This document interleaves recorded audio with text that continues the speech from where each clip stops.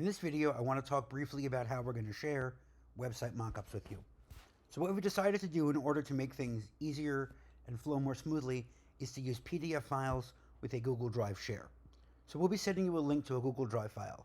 And if you use Google Drive, you'll wind up having it in your shared with me items, and it might look something like this. If you don't use Google Drive regularly, you'll just be getting a link. Regardless, you're going to be getting a link to a PDF file, and you would double click the link and you'd see this.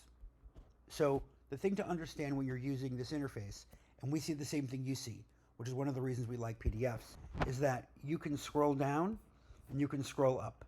If you're using, an Apple product, you'll be able to scroll up and down like you normally would move up and down a page.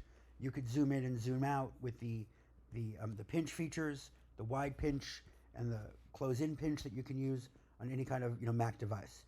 If you're using a Windows PC, you can use your mouse to scroll up and down. And some Windows PCs with the mice or even trackpads give you the ability to zoom in and zoom out. But if that's not the case, you can always come down here to the bottom and use this plus arrow.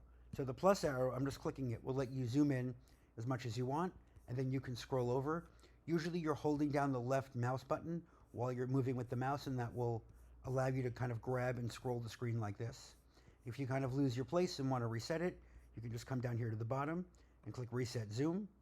If you're zooming in to say, oh, I want to see what these buttons look like, and say, okay, now I want to see how they fit in the big picture, you can zoom out. You can zoom out more than you need to. So when you come here and you see something like this, say, wow, this looks really small, or it doesn't look clear to me, well, you probably have to zoom in to see it.